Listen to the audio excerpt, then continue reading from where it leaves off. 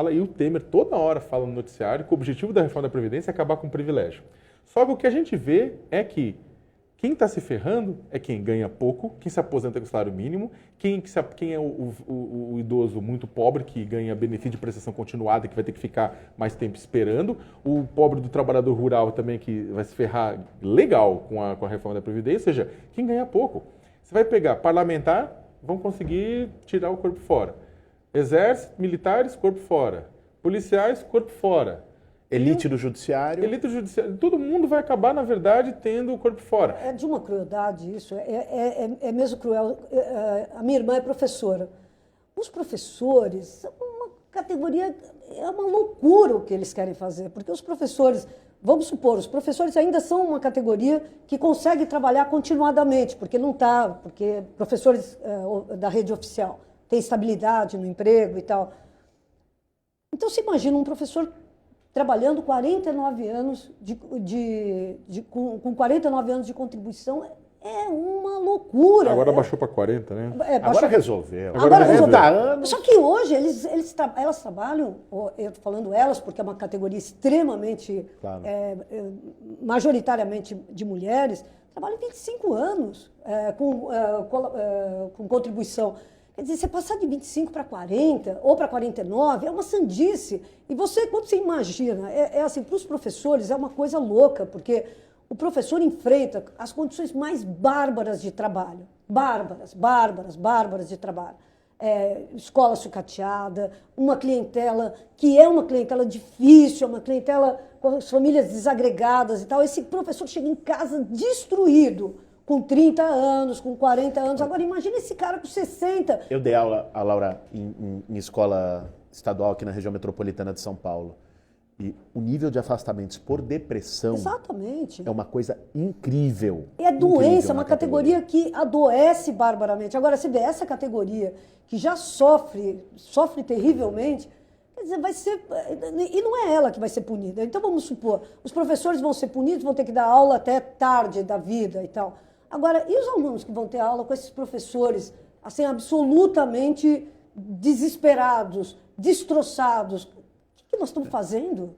Assim, nós temos que chamar as coisas pelo nome. É reforma da Previdência. Reforma da Previdência é coisa nenhuma. É desmonte do direito à aposentadoria no país. É isso que está em jogo. Né?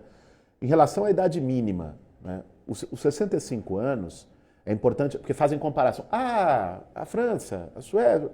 Bom, qual é a expectativa de vida? Né?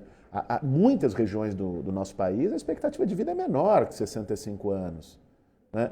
E falam, tem o tema do sobrevida, né, após os 65. Alguns economistas, especialmente liberais, usaram esse argumento para questionar. Espera um pouquinho, mas o cara que não vai chegar nem aos 65, ele tem que ser contabilizado também como alguém que não vai ter direito à aposentadoria. Não, e não é isso, né? É sobrevida um economista branco que estudou na USP e tal. Agora vai morar na periferia, ser preto e pobre. O cara que propõe isso se aposentou aos 55, ganhando 30 mil...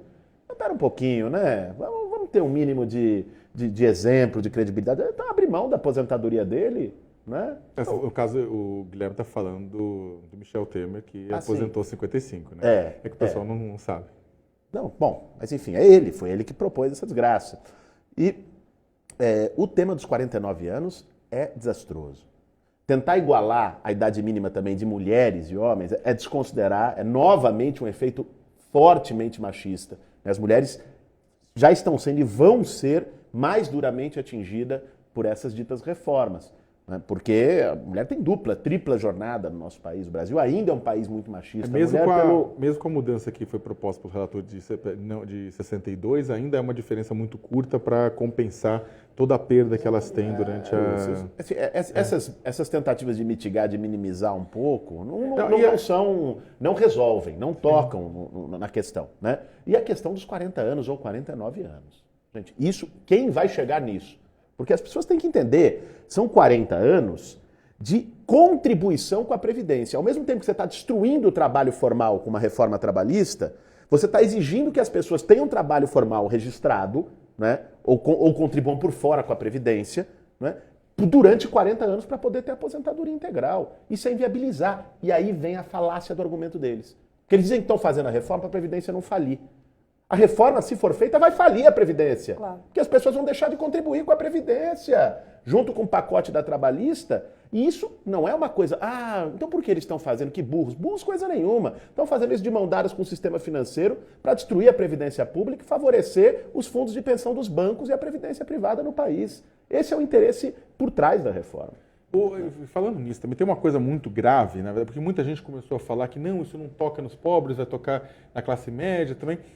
É um erro de discurso tão grande, porque quando você impõe 25 anos de contribuição mínima, ou seja, 300 parcelas mensais para quem trabalha, é assalariado urbano e rural, e 15 anos de contribuição mínima para assalariados, para a economia familiar rural, são 180 parcelas, você quer dizer que um grupo grande de pessoas não vai se aposentar. Por quê?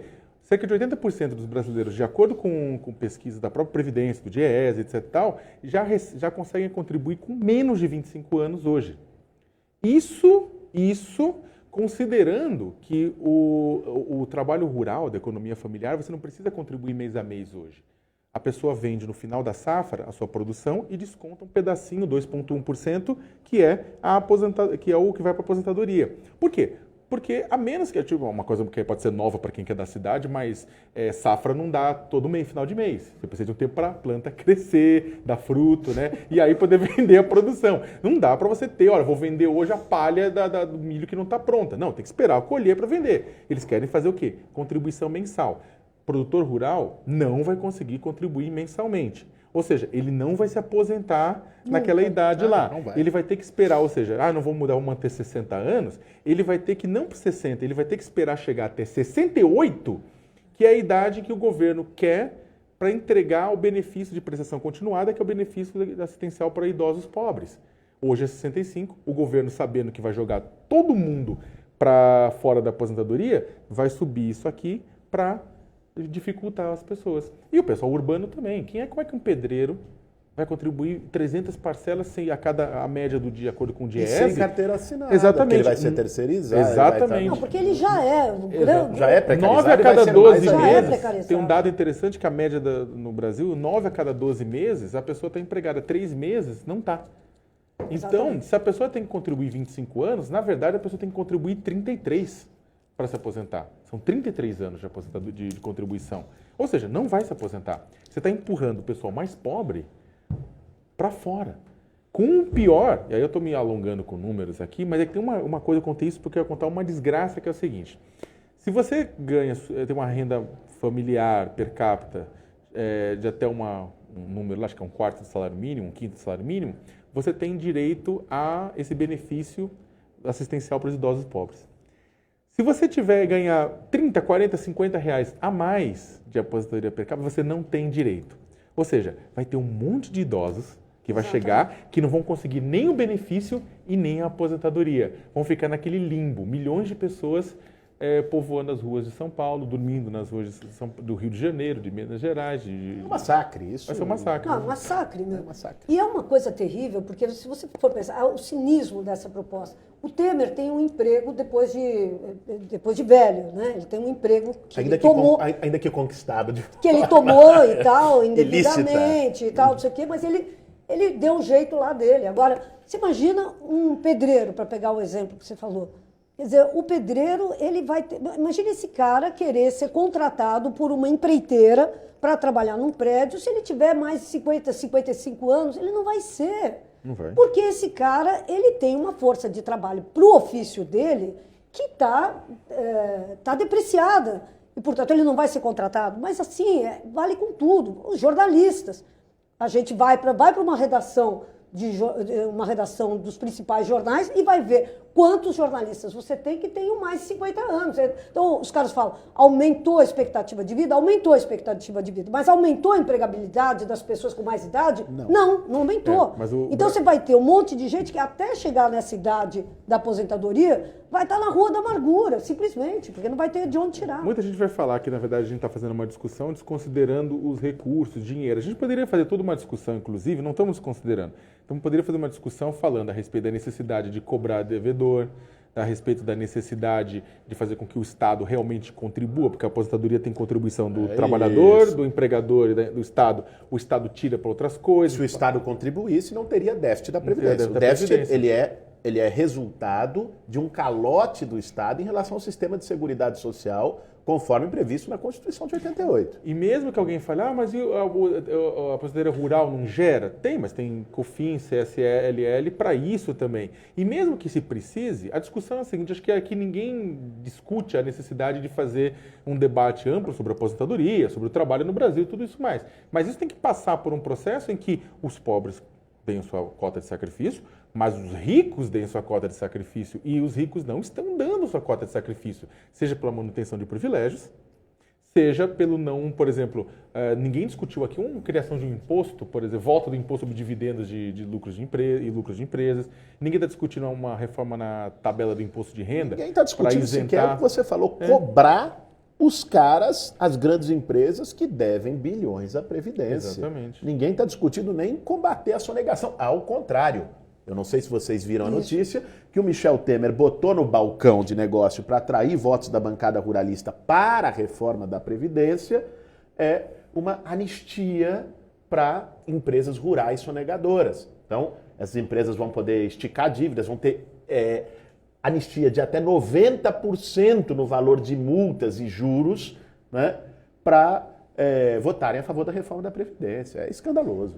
E o legal é isso aí, quer dizer, os caras querem fazer estão fazendo isso numa velocidade, você fala assim, ninguém está podendo discutir, ninguém está discutindo nada, a verdade é essa, quer dizer, assim, a toque de caixa, vamos votar e vamos votar hoje, e quando você vir, já votou na Câmara, agora já estamos indo para o Senado, é um rolo compressor. Mas você tem toda a razão, Laura, e é isso, porque eles, desde o ponto de vista das contradições deles, não tem outra alternativa. Não tem alternativa. Quem sustenta o Michel Temer no poder? Um cara com 95% de rejeição, tem mais rejeição que o Figueiredo, né? O cara, enfim, nessa situação, quem dá sustentação política ao Michel Temer? Quem dá sustentação é a banca, o grande empresariado e um parlamento que está hoje mais preocupado em salvar seu pescoço do que em qualquer outra coisa, né? Se ele não entregar o pacote para essa turma, para a banca e para o grande empresariado, ele se torna prescindível, atiram ele do navio, vão para uma eleição indireta, vão para qualquer aventura.